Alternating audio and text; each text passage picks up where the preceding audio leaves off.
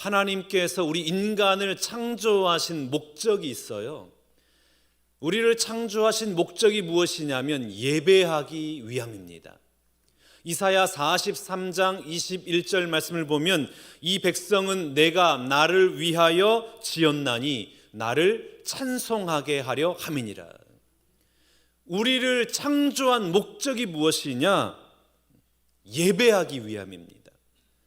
여러분, 하나님께서 오늘 우리에게 복을 주시는 이유가 무엇일까요? 예배 잘하게 하기 위함이에요. 하나님께서 때로는 우리에게 고난을 주시는 이유는 무엇일까요? 그 역시 하나님을 잘 예배하기 위함입니다.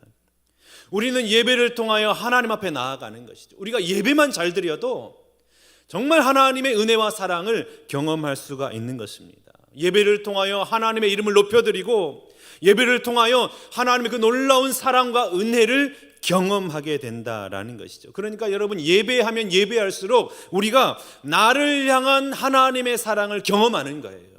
예배할 때에 그 십자가의 은혜를 선포하고 찬양하며 나아갈 때에 하나님의 그 사랑을 내가 깨닫게 된다라는 겁니다. 그 사랑에 감동하고 그 사랑에 감격해서 하늘로부터 내려오는 은혜와 기쁨으로 충만한 삶을 살아가게 되는 것이죠. 여러분, 우리가 하나님의 사랑에 감동하고 그 하나님의 사랑을 깊이 체험하게 될 때에 나타나는 현상이 있어요. 그 현상이 무엇이냐면 이웃사랑이에요. 하나님을 사랑하게 되면 이웃을 사랑하게 되어 있습니다. 그런데 여러분, 내가 오늘 이웃을 사랑하는 마음에 문제가 생겼다? 그러면 어디에 문제가 생긴 거예요? 하나님을 예배하는 데 문제가 생긴 거예요. 하나님을 사랑하는 마음에 문제가 생긴 것입니다. 서양 속담에 사람이 원수를 가장 사랑할 때는 그 사람이 죽었을 때다라는 말이 있어요. 그러니까 미움과 증오 가운데 살아가는 것이죠. 사람의 본질은 미움이에요. 증오입니다. 사랑하고 용납하고 용서하는 마음이 아니다라는 것이죠. 엘리자베스 루카스라는 분이 이 성적표를 가지고 시험을 해보았답니다. 우리 어렸을 때에 그 수미양가 이렇게 점수를 받았잖아요. 그래서 영어는 수, 사회 수, 과학 미, 수학 가. 그러면 어디에 우리의 시선을 머무르냐 시험을 해봤어요. 어떤 게 가장 들어오세요? 기억이 되세요? 수학 가. 가네 이놈. 부정적인 것을 먼저 본다라는 거예요. 사람은 긍정적인 것을 보는 것이 아니고 부정적인 정보를 더 중요하게 인식한다라는 거예요. 사람의 본질이라는 것이. 사람의 인상을 결정짓는 것도 그 사람의 좋은 면을 보는 것이 아니라 나쁜 면을 통해서 그 사람의 그 인상이 각인된다라는 거예요. 어떤 물건을 구입할 때도 긍정적인 정보보다는 부정적인 정보를 가지고 물건을 구입하게 된다라는 겁니다. 그래서 사람은 단점을 보는 거예요. 사람의 단점, 장점을 보는 게 아니라 단점에 먼저 집중한다라는 겁니다. 여러분, 우리 인간이 얼마나 부정적입니까? 악한 죄의 본성을 타고났잖아요. 악해요. 그래서 여러분, 오늘 우리에게 필요한 것이 무엇입니까? 십자가 보혈의 은혜예요. 오늘 우리에게 예수님의 그 십자가의 보혈의 은혜에 잠기게 되면 놀라운 일들이 일어납니다. 어떤 일들이 일어나느냐? 나의 죄가 먼저 용서함 받는 거예요. 내 죄가 용서함 받으니까 어떤 일이 일어나냐면 세상이 아름답게 보여요. 사람들이 너무나 사랑스러워 보이는 거예요.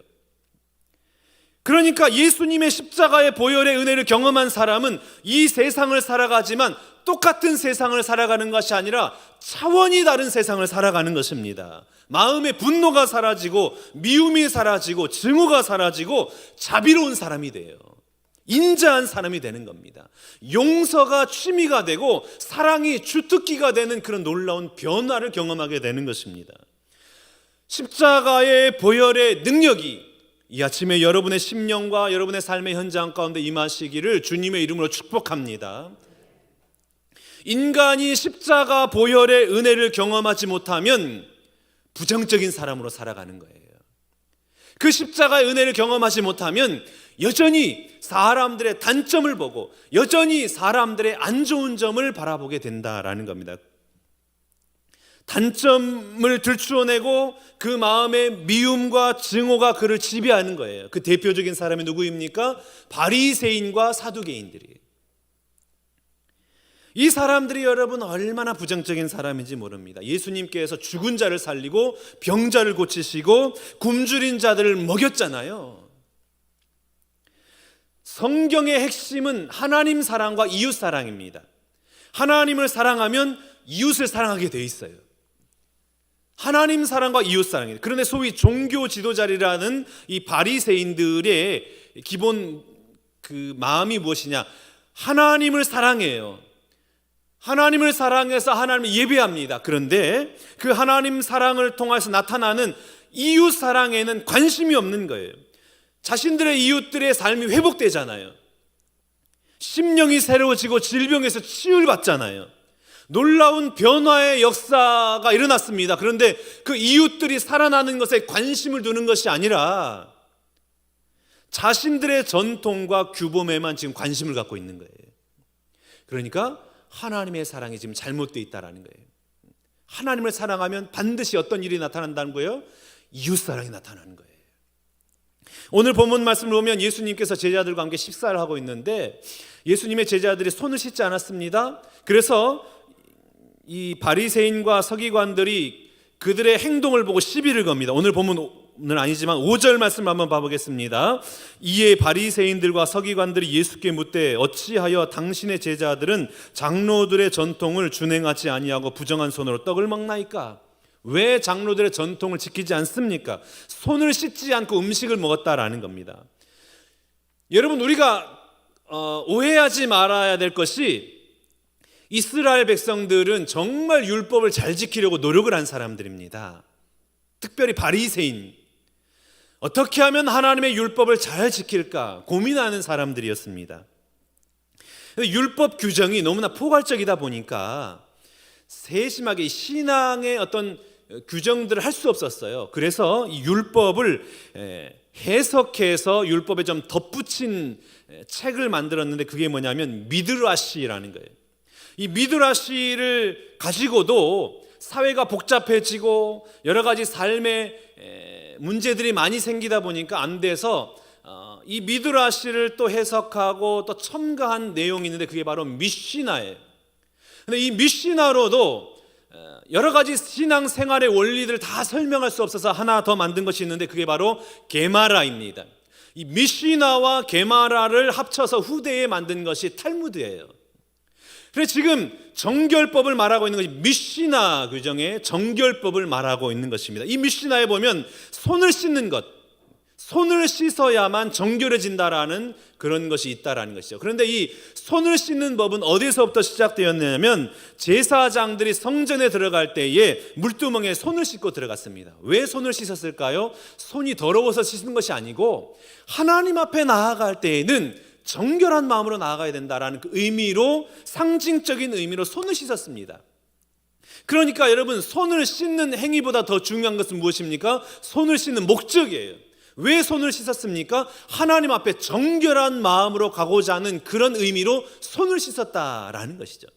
그런데 오늘 바리새인들과 사두개인들은 손을 씻는 그 목적은 다 잊어버리고 손을 씻는 그 행위야만 감시를 하고 있는 거예요. 누가 손을 씻느냐, 누가 손을 씻지 않느냐 감시하고 있다라는 것이죠. 그래서 우리 예수님께서 그들을 향하여 이렇게 말씀합니다. 6절과 7절 말씀, 이르시되 이사야가 너희 외식하는 자에 대하여 잘 예언하였도다. 기록하였으되 이 백성이 입술로는 나를 공경하되 마음은 내게서 멀도다.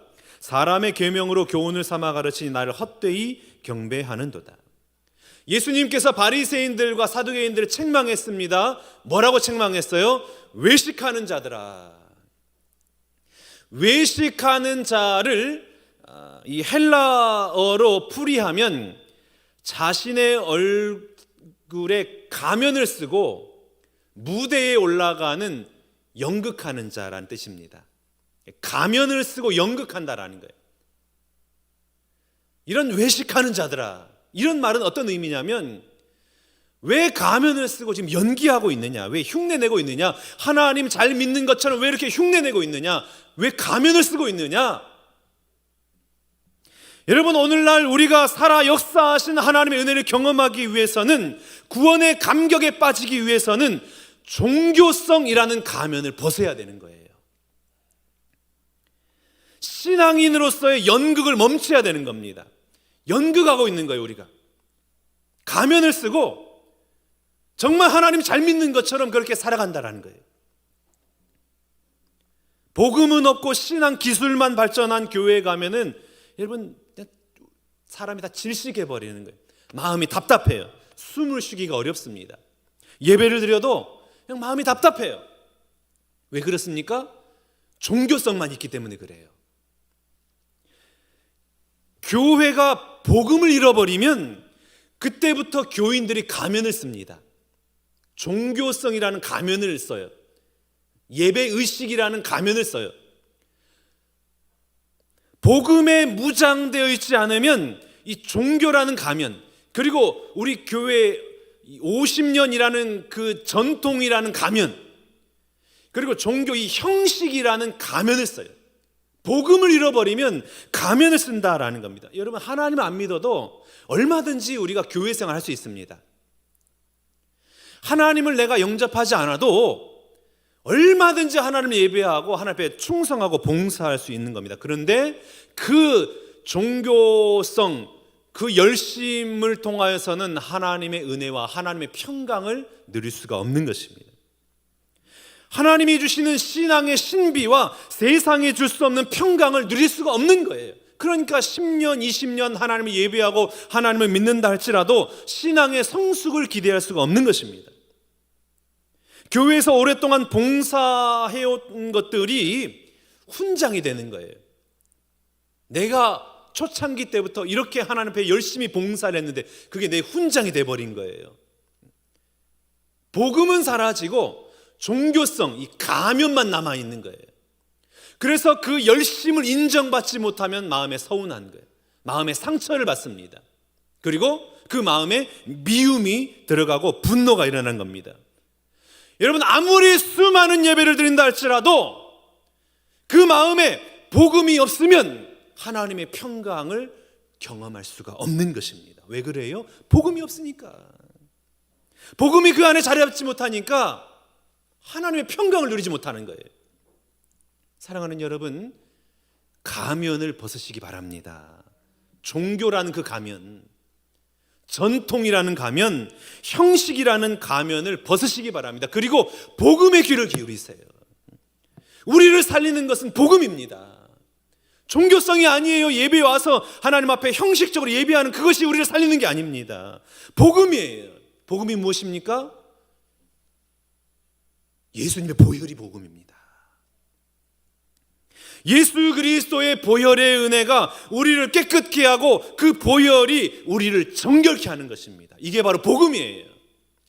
오늘 예수님께서 서기관과 바리새인들을 책망하는 내용이 무엇이었습니까? 외식하지 말아라. 외식하지 말아라는 말을 좀 더 구체적으로 설명하면, 너네 겉모습만 그럴싸하게, 겉모습만 깨끗하게 하지 말고 너의 내면을 깨끗게 하게 해라. 겉모습만 치중하지 말고 너희 안에 속사람을 깨끗게 해라. 이게 바로 예수님이 책망한 내용입니다.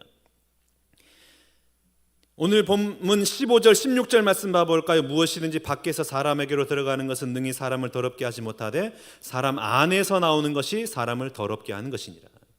사람을 더럽게 하는 것은 무엇이냐면 사람 밖에 있는 어떤 것이 아니라 사람 안에 있는 부패한 마음이라는 거예요. 부패한 마음을 정결케 하지 않고 이 장로들의 전통을 따라서 아무리 손을 깨끗이 씻는다 할지라도 사람은 정결케 되지 않는다라는 거예요. 우리를 부정하게 하는 것은 밖에서 묻혀온 흙먼지가 아닙니다. 우리 마음에서 나오는 이 악한 것들입니다. 여러분, 우리 마음이 얼마나 악하고 추합니까? 끊임없이 악을 도모하고 반역을 도모하고 저주와 불결한 생각이 우리 안에 가득 넘쳐나 있지 않습니까? 오늘 본문 말씀 봐보세요. 21절부터 속에서 곧 사람의 마음에서 나오는 것은 악한 생각, 음란과 도둑질과 살인과 간음과 탐욕과 악독과 속임과 음탕과 질투와 비방과 교만과 우매함이니 이 모든 악한 것이 다 속에서 나와서 사람을 더럽게 하느니라. 얼마나 우리 마음이 더러운지 모릅니다. 예전에 아주 오래전에 천생연분이라는 TV 프로그램이 있었어요. 할머니 할아버지가 한 팀이 되어가지고 손짓 몸짓으로 단어를 맞추는 그런 프로그램이었습니다. 근데 그때 맞춰야 할 단어가 뭐였냐면 천생연분이었어요. 할아버지가 막 이렇게 하는데 할머니가 도무지 못 알아듣는 거예요. 할아버지가 답답해가지고 당신과 나 사이 이렇게 했더니 할머니가 왼수? 이랬다는 거예요. 아니 네 글자 평생 원수? 뭐 이렇게.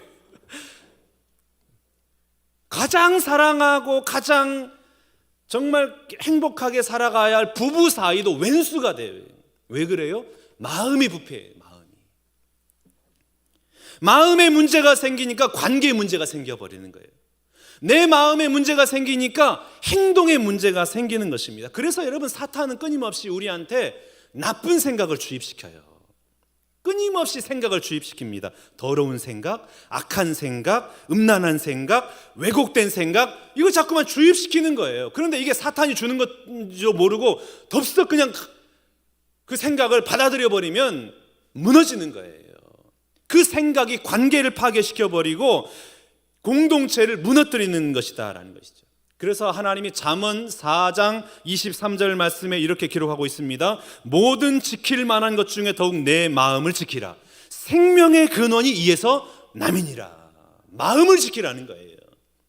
정말 우리의 생명은 마음으로부터 시작된다라는 겁니다. 여러분, 크리스찬들이 항상 괴로워하는 게 있어요. 그게 뭐냐면 예수님을 믿고 변화돼야 되는데 변화되지 않는, 뭔가 좀 나도 감격을 하고 그 하나님의 살아계심을 체험하고 능력을 체험하고 이 땅 살아가고 싶은데 그걸 경험하지 못하니까, 내 삶이 변화되지 않으니까 답답한 거예요. 답답하니까 이 크리스찬들이 주로 선택하는 게 있습니다. 그게 뭐냐면 공로주의예요. 공로주의의 대표적인 것이 무엇이냐면 기도 많이 하는 것, 헌금 많이 하는 것, 예배 드리는 것, 봉사하는 것, 이게 공로주의예요. 물론 그 자체는 우리 잘못된 인식에서 출발되었지만 이 공로주의가 때로는 우리 신앙에 도움을 줄 때가 많이 있습니다. 예를 들면 내가 죄를 지었어요. 하나님 앞에 죄를 지은 것이 생각이 나가지고 하나님 앞에 회개를 하고 또 감사의 헌금을 하나님 앞에 많이 올려드립니다. 그럼 그거는 신앙에 발전을 줍니다. 내가 지은 죄가 생각이 났어요. 그래가지고 새벽을 깨워서 하나님 앞에 새벽을 깨우고 기도하며 무릎을 꿇습니다. 이런 것들은 신앙에 도움을 줍니다. 공로주의가 잘못된 출발이었지만 그러나 우리의 신앙에 도움을 줍니다. 그런데 이 공로주의의 한계는 무엇이냐면 하나님의 평강은 누릴 수가 없는 거예요. 이 공로주의로 신앙생활을 하게 되면은 위축이 돼요. 죄의식이 쌓입니다. 왜냐하면 우리가 10번을 잘못을 하면 10번 헌신해야 되잖아요. 헌금을 하든지 기도를 하든지 예배를 하든지 봉사를 하든지 해야 되잖아요. 그런데 10번 잘못한 것을 10번 다 할 수 없어요. 10번 잘못하면 한 번 하나님 앞에 헌신하고 회개하고 그렇단 말이에요. 공로주의가. 그러니까 그 마음에 자꾸 쌓이는 것은 무엇이냐면 죄책감만 쌓이는 거예요. 부담감만 쌓이는 거예요. 그래서 공로주의는 한계가 있는 겁니다. 늘 불안해요. 그래서 우리 하나님께서 말씀하신 것이 있습니다. 예레미야 2장 22절 말씀. 내가 잿물로 스스로 씻으며 내가 많은 비누를 쓸지라도 내 죄악이 내 앞에 그대로 있으리라. 아무리 노력해도 그 죄악은 씻어지지 않는다라는 거예요. 헌금을 아무리 많이 하고 아무리 하나님 앞에 새벽을 깨우고 아무리 많이 봉사를 한다 할지라도 그것은 씻어지는 것이 아니다라는 거예요. 어떤 방법으로도 우리의 죄를, 우리의 마음의 그 심각성을 해결할 수 있는 것은 없다라는 겁니다. 무엇으로만 해결합니까? 오직 예수의 보혈의 능력으로만 해결되는 것입니다. 우리 몸 안에는 피가 흐르고 있잖아요. 피는 크게 백혈구와 적혈구로 나누지 않습니까? 백혈구의 역할이라는 게 무엇이에요? 우리 몸 안에 침입한 세균, 박테리아, 이물질 등을 잡아먹어요. 백혈구가. 그래서 우리 몸을 보호합니다. 그리고 외부로부터 이물질이 침범하지 못하도록 우리 몸을 지켜줘요. 이게 바로 백혈구의 역할입니다. 적혈구의 역할은 무엇입니까? 우리 그 온몸에 혈관을 통하여서, 피를 통하여서 그 산소를 공급해요. 장기마다 산소를 공급해요. 그러니까 이 적혈구는 우리가 호흡할 수 있도록, 살 수 있도록 하는 그런 역할을 한다라는 겁니다. 피가 병원균을 잡아먹고 피가 산소를 공급해서 살아나게 하는 겁니다. 여러분, 우리 예수님의 피가 우리 안에 흐르기 시작하면 그 피는 우리 안에 있는 병원균인 죄를 잡아먹어요. 죄를 몰아냅니다. 그리고 어둠의 세력인 사탄을 몰아내는 거예요. 그리고 하늘의 생기가 우리 영혼 안에 공급되어져서 하나님의 생명의 기운이 우리 몸 안에 흐르게 하는 것입니다. 예수님의 보혈의 능력인 거예요. 주님의 보혈이 우리의 심령에 흐르고, 주님의 보혈이 우리의 혈관에 흐르고, 주님의 보혈이 우리의 가정에 흐르고, 교회에 흐르고, 이 땅에 흐를 때에 모든 어둠의 세력은 떠나가고 하늘의 생명의 은혜가 우리 가운데 임하는 것입니다. 에베소서 1장 7절 말씀 봐볼까요? 우리는 그리스도 안에서 그의 은혜의 풍성함을 따라 그의 피로 말미암아 속량 곧 죄사함을 받았느니라. 여러분, 이 땅에서 일어나는 모든 문제의 근원은 어디에서부터 시작되느냐면 죄예요. 죄로부터 시작이 됩니다. 죄 때문에 절망하게 되고, 죄 때문에 가정이 파괴가 되고, 죄 때문에 인간관계가 끊어지고, 죄 때문에 여러 가지 문제들, 여러 가지 저주들이 우리 가운데 임하는 거예요. 죄로 말미암아 파생된 모든 문제와 저주를 끊는 방법이 딱 한 가지밖에 없는 게 뭐냐? 예수 그리스도의 보혈이라는 겁니다. 그의 은혜의 풍성함을 따라 그의 피로 말미암아 죄사함을 받았느니라. 사탄은 우리를 참소해요. 네가 목사냐? 네가 그러고도 장로냐? 네가 그러고도 신앙인이라고 말할 수 있느냐? 자꾸만 우리를 참소합니다.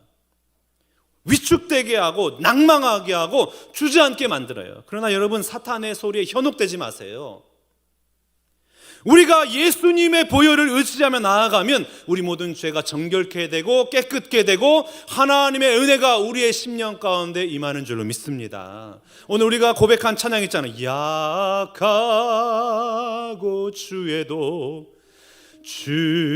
주께로 나가면 힘 주시고 내 주함을 곧 씻어 주시네. 내가 주께로 지금 가오니 십자가의 보혈로 날 씻어 주소서. 아멘. 여러분, 신앙생활할 때에 보혈의 능력을 의지하시기 바랍니다. 보혈의 능력을 선포하시기 바랍니다. 모든 문제 현장 앞에서 예수의 보혈의 은혜가 임하기를 기도하시기 바랍니다. 여러분, 얼마나 많은 가정이 깨어져 있습니까? 왜 가정이 깨어질까요? 그 안에 예수의 보혈이 선포되지 않았기 때문에 그래요. 예수의 보혈의 능력이 임하지 않았기 때문에 깨어지는 거예요.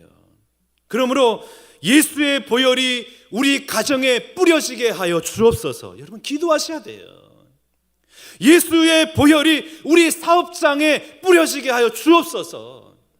감동, 예수의 보혈이 사람을 회복시키잖아요. 노사 관계가 풀려지는 거예요. 예수의 보혈이 우리 교회에 뿌려지게 하여 주옵소서. 갈등이 사라지고 그 예수의 보혈로 말미암아 하나가 되어진 은혜, 예수의 보혈이 이 나라와 민족 위에 뿌려지게 하여 주옵소서. 그러면 무너진 것들이 회복되어지고 끊어진 것들이 다시 연결되고 병들었던 것들이 예수의 보혈로 말미암아 치유되는 은혜가 임할 줄로 믿습니다. 여러분, 우리 마음에 예수의 보혈이 뿌려질 때에 우리 마음에 있는 미움과 증오가 사라지고 하나님의 평강이 임합니다. 예수의 보혈이 우리 가정 안에 뿌려질 때에 가정의 폭력과 외도들이 사라지는 거예요. 가정이 회복되어지는 거예요. 예수의 보혈이 우리 교회에 뿌려질 때에 모든 분열과 외식이 사라지는 거예요. 은혜가 임하는 겁니다. 예수의 보혈이 저 북한 땅에 뿌려지게 될 때에 모든 억압과 압제와 또 독재가 사라지고 복음으로 말미암아 우리나라가 통일되는 은혜가 열리는 것입니다. 보혈의 능력을 믿으셔야 돼요. 그러면 여러분, 가는 곳마다, 여러분들이 살아가는 삶의 현장마다 보혈의 은혜를 선포하고 그 보혈의 은혜가 임하기를 기도하며 나아갈 수 있기 원합니다. 왜 우리가 자꾸 넘어져요? 왜 실패합니까? 10년, 20년 교회 생활에도 왜 똑같습니까? 왜 예배를 드려도 우리 마음이 냉랭합니까? 예수 보혈의 능력을 의지하지 않기 때문에 그래요. 종교성만 남아있기 때문에 그래요. 예수님의 보혈로 말미암아 죄 사함 받고, 예수님의 보혈로 말미암아 하나님의 자녀가 되고, 예수님의 보혈로 말미암아 사탄을 이기고, 예수의 보혈로 말미암아 하늘의 모든 보화를 누리는 은혜를 경험하게 되는 겁니다. 그러므로 여러분, 이 사순절 기간에 정말 예수의 보혈의 은혜를 구하고 예수의 그 보혈이 뿌려지기를, 내 삶의 현장에 뿌려지기를 기도하며 나아가는 여러분 되시기 바랍니다. 내일부터 신광교회에서 우리 미라클 모닝 온전한 기도회가 시작이 됩니다. 보혈의 능력을 의지해서 하늘의 기적을 체험할 수 있기 원합니다. 정말 그 보혈의 능력이 내 삶의 현장에 임하셔서 그 보혈로 말미암아 변화되어지는 것들을 여러분 경험할 수 있기를 축복합니다. 주님 앞에 부르짖을 때에 그 삶의 현장에서 그 보혈을 선포할 때에 우리 속이 변화되고 삶이 변화되고 관계가 회복되어지고 살아나는 역사, 구원의 역사가 우리 가운데 일어날 줄로 믿습니다. 이 놀라운 은혜를 경험하는 여러분의 모든 삶의 현장 되시기를 주님의 이름으로 축원합니다.